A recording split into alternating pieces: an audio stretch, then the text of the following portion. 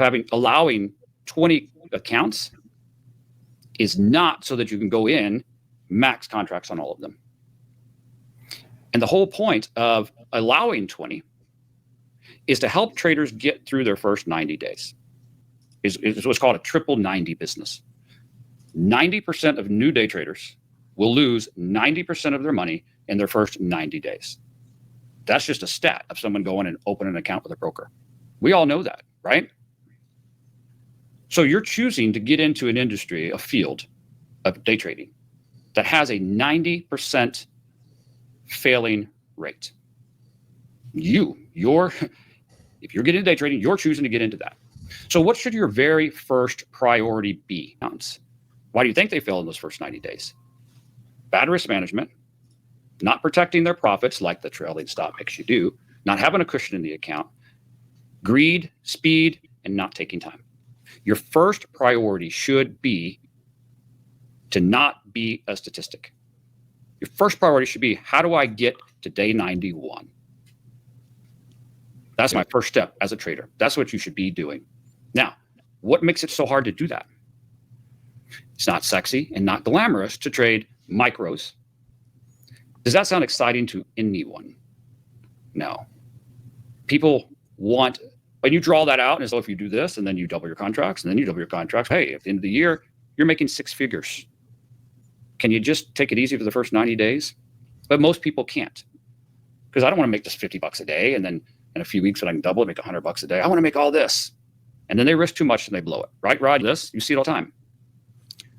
So what was the point? And also, let's say you start off with a $20,000 account and you get that account up to $200,000. What does that mean? Oh, instead of only doing 3 trades a day, 3 wins a day, now I should do 10 or 15 because I've got a bigger account? No. What does it mean? You still stick to that, but you do more contracts, right? You compound your contracts. Do you agree with that, Rod? Yeah, it's the greatest business in the world. You give yourself a raise without hiring any more employees or changing anything else. The other thing that makes trading the greatest business you could ever be in when it comes to competitive sport is that it's Madison Square Garden from the very beginning. If you can make it here, the competition doesn't get any harder. Yeah. The sim and live feeds are very similar, not exact. That's another reason we need to get more people into live trading so they know what the margin is in real trading and they understand how fills really work. But yeah, I 100% agree. What other business can you possibly scale without having to add additional employees or infrastructure or anything else? You just change a number on a trading platform. Yeah. And that was one of the hardest things that we dealt with, trying to teach people that patience to get through that first 90 days. Start with just that 1 contract and then work up to 2. But it wasn't exciting enough. But that was the key to success. Start with that. Stop when you're up those 3. Just give it time. But no one wanted to take the time to do that. So where was our answer to help them?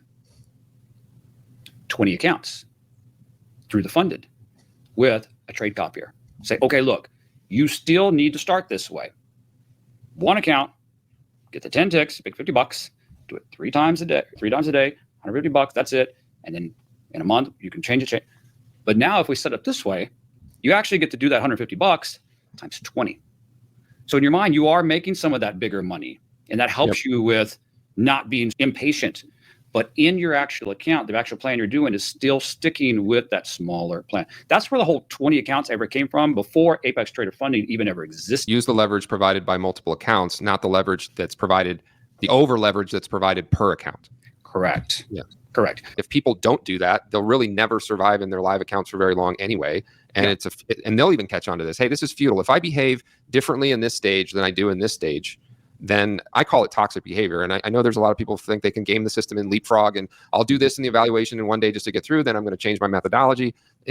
I'm sure your data shows that's not really the case. They act as reckless in their PA accounts as they do in their evaluation accounts. I agree. $30 million in the month of September. Over 12,000 individual payouts approved and paid. 12,000. But yet you see 3 people on social media claim Apex denied me and won't pay me, and I never broke any. Is 12,000 over here got paid out. 3 got denied. I look at that going, those 3 broke the rules, or maybe one of those 3 is a scammer. These people look at it as 12,000 got paid out, 3 got denied, Apex is a scam. Is that the strategy you're going to choose that has a chance of winning 3 out of 12,000 times? please don't trade my money. Please